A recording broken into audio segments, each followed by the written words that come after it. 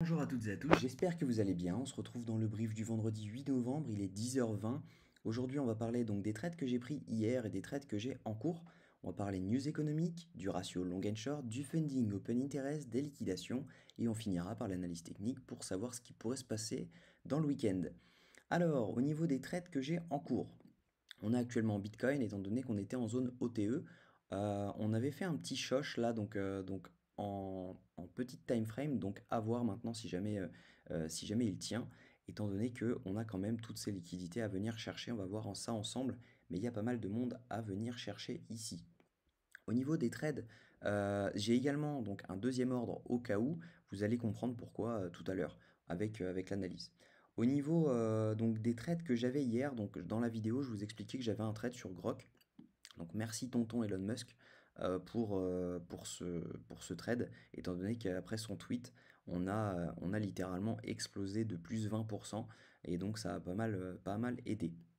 On avait également un trade sur Solana, mais je l'avais coupé en direct avec vous, ce qui est littéralement très très dommage, étant donné que le RR était plutôt magnifique et l'entrée était sniper.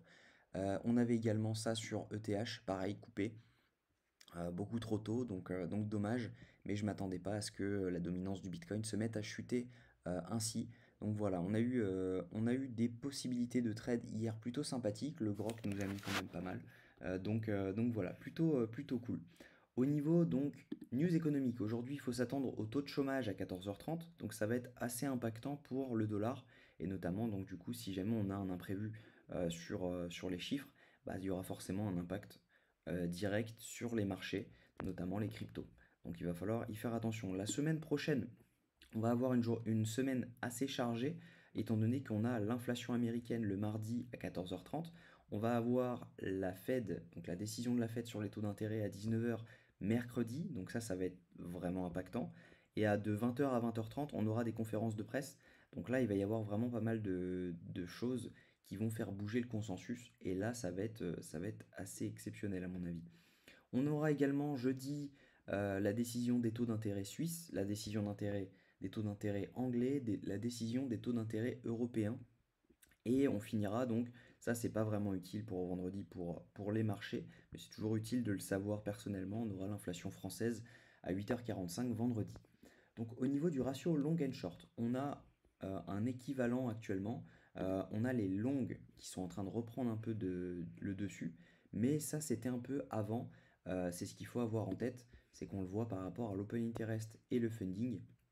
On a donc eu une hausse de l'open interest et du funding, ce qui a stipulé que d'ici à ici, on a ouvert du long, d'accord, mais ils ont été tous fermés sur cette mèche-ci, ils ont tous paniqué, donc ça a été fermé. Donc voilà, normalement, on ne devrait pas aller plus bas maintenant, c'est pour ça que j'ai mis un ordre en bas également, parce que vous allez comprendre pourquoi. Au niveau des liquidations, si jamais on se met tac, sur 3 jours, vous allez vite comprendre. En attendant que ça charge, je vous invite à liker, commenter et vous abonner. Vous pouvez commenter une crypto que vous aimeriez que j'analyse. Ce sera avec grand plaisir que je le ferai dans la vidéo de lundi. Donc n'hésitez pas. Et puis si vous pouvez vous abonner, ça donne de la force. On est maintenant 187 sur la chaîne, bientôt 200. Donc ça fait plaisir. On revient sur les liquidations. Donc on en a pas mal qui sont situés autour des 44 600, 44 700, voire jusqu'au 45. Donc ça peut être assez intéressant d'aller y faire un tour, étant donné qu'à court terme, on n'a pas grand-chose là-dessus. En revanche, si jamais on se met sur une semaine, vous allez voir que ça descend pas mal et que on a des liquidations quand même qui descendent vraiment bas. Et si jamais c'était sur 24 heures, je crois, l'information.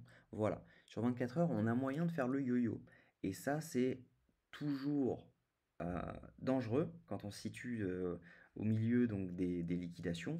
Et c'est pour ça, en fait, que j'ai posé un ordre en bas. Donc j'ai un ordre qui se situe, vous allez voir, hop, si jamais je viens sur BTC, hop là. Donc, mon ordre en fait se situe tout simplement dans la zone OTE qui se situe là, ok, à 45 586 avec un SL à 45 025. Fin des liquidations. Donc, juste ici. En gros, mon SL se situe par là. J'ai une entrée ici, donc à la fin des liquidations, qui représente l'OTE. Donc, ça pourrait être une super entrée, vraiment snipe, C'est pour ça que j'ai 0,5% de risque sur ce trade-ci et 1% de risque sur ce trade-là, car je pense qu'il peut très vite rattraper la perte de celui-ci. Même si on n'allait pas carrément à 48, le rebond serait quand même fait, je pense. Au niveau donc des liquidations, on voit hein, clairement que tout au-dessus, il n'y a que des liquidations qui nous emmèneraient directement à 45K.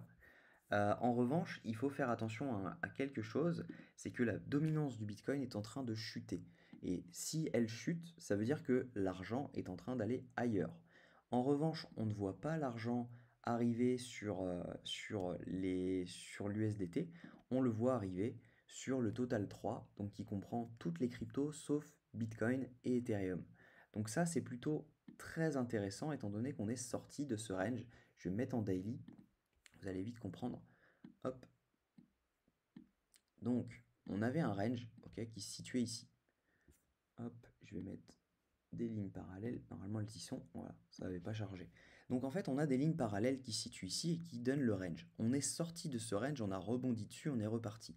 Donc, en fait, maintenant, tout simplement, les targets vont être soit un premier arrêt, donc qui donnerait, hop, qui donnerait donc environ 600 milliards de market cap, donc ça voudrait dire 50% de plus. 50% de plus, ça veut forcément dire qu'il va y avoir des x2, x3, x4 à manger donc sur les alts.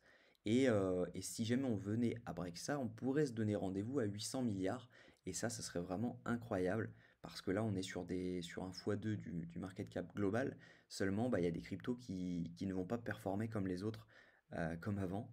On a des petits poussés qui vont sortir de nulle part et ça va être super intéressant. Donc bonne nouvelle pour le Solana, je pense. Bonne nouvelle pour le AVAX, pour le GLD, pour tout ce qui est un peu, pour tous les projets qui ont des moyens de performer. Donc ça, c'est plutôt sympathique. Donc voilà pour ce qui est des trades du jour. Pour le moment, je ne suis uniquement que sur Bitcoin. Je les ai postés donc directement sur mon Twitter hier. Cette entrée-ci avait été postée sur Twitter et directement celle-ci ensuite. Donc voilà, je vous invite à venir me suivre sur Twitter si vous voulez un peu plus d'informations. En attendant, je vous souhaite une très bonne journée, un très bon week-end et puis je vous invite à prendre soin de vous.